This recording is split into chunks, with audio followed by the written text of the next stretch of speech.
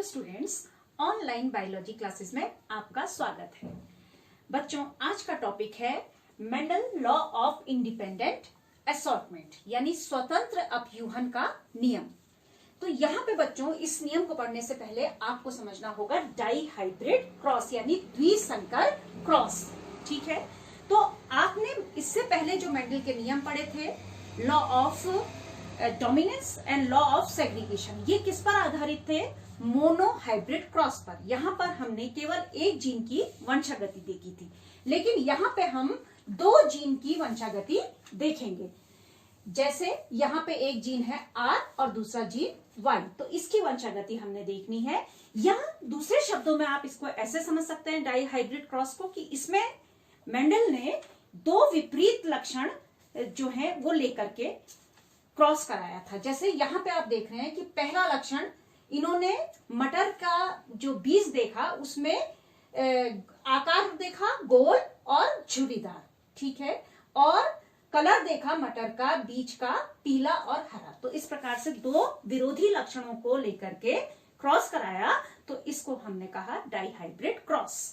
अब आप इसको यहां समझेंगे कि जैसे इन्होंने दो प्योर लाइन ली, एक ली राउंड और येलो, तो इन्होंने लिखा डबल आर डबल वाई, और दूसरी पौधा जो लिया उसमें जो बीज थे, कैसे बीज वाले पौधे लिए? Wrinkled green, small R and small Y. ये मैंने आपको पहले भी बताया है कि जब हम डोमिनेट कैरेक्टर को जिस अक्षर से दिखा रहे हैं, तो रेसेसिव कैरेक्टर को हम उसी के स्मॉल लेटर से दिखाएंगे। जैसे यहाँ पे हमने राउंड दिखाया है किससे?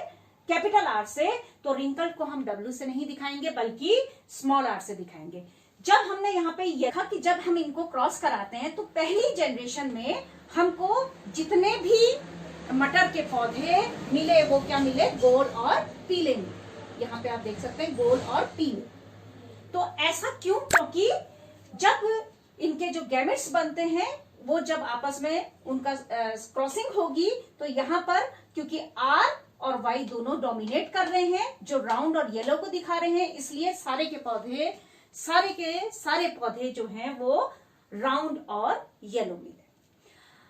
अब यहाँ पे क्या होता है, जब ये F1 जनरेशन के गैमेट्स बनते हैं, ठीक है, F1 जनरेशन का जो हाइब्रिड है इसके जब गैमेट्स बनते हैं, यहाँ पे ध्यान देने वाली बात है कि यहाँ पर नए कॉम्बिनेशन भी आपको प्राप्त होते हैं।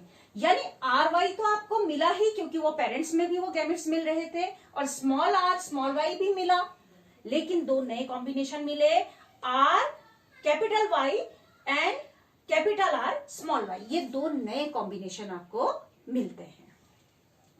तो ये यहाँ पे ये पता चलता है कि ये जो R जीन है वो जो है केवल capital R gene capital Y gene के साथ ही नहीं रहता है, उसी के साथ जुड़ा हुआ नहीं है, बल्कि वो इंडिपेंडेंट है। ठीक है, वो इंडिपेंडेंट है किसके साथ? कैपिटल R स्मॉल y के साथ भी जा सकता है और कैपिटल Y स्मॉल r के साथ भी जा सकता है। यानी कि F1 जनरेशन के जब गैमेट्स बनते हैं तो वो वहां पर गैमेट्स बनते समय जीन्स स्वतंत्र होते हैं किसी भी गैमेट्स में नए कॉम्बिनेशन बनाने के लिए। इसी को हम कहते हैं लॉ ऑफ इंडिपेंडेंट असॉर्टमेंट। तो इस प्रकार बच्चों आपने देखा कि जो F1 जनरेशन में हमें राउंड और येलो पौधे मिलते हैं, इनके जब गैमेट्स बनते हैं, ठीक है, तो इनके गैमेट्स में ये चार प्रकार के गैमेट्स मेल और चार प्रकार के फीमेल गैमेट्स जो बनते हैं, इनको हम इस तरह से पन्नेट स्क्वायर में रिप्रेजेंट कर सकते हैं। यहाँ पे हमने इस तरफ चार क्या लिखे हैं? मेल गैमेट, और इधर फीमेल गैमेट। इसमें आपको ये ध्यान रखना है कि जिस सीरीज में आप यहाँ पे गैमेट्स को लिखेंगे उसी क्रम में आप इधर से इधर की तरफ लिखेंगे। तो इस प्रकार से जो रिजल्ट मिलता है हमको इस डाईहाइब्रिड क्रॉस का, वो ये मिलता है कि आप यहाँ देखें कि 9 प्रकार के जो पौधे होते हैं, वो 9 पौधे जो हैं वो हमको राउंड और येलो मिलते हैं।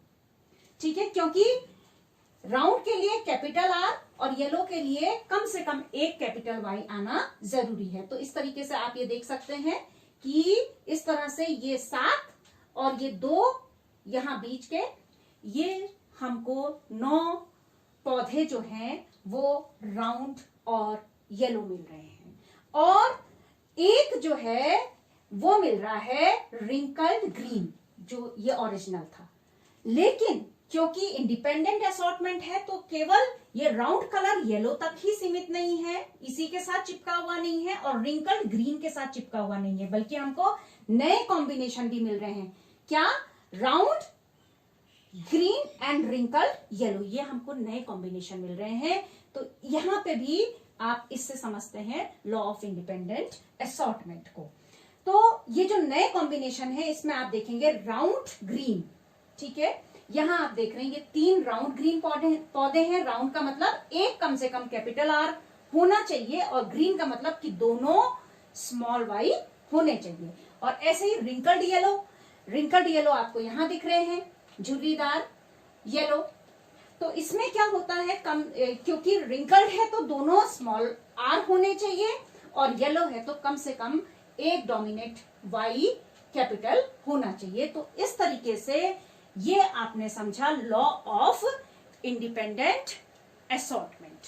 तो बच्चों, आज का आपका होमवर्क है कि सबसे पहले डाई हाइब्रिड क्रॉस से आप क्या समझते हैं, और दूसरा कि मेंडल का स्वतंत्र अपयूहन का नियम का सचित्र वर्णन कीजिए। Thank you.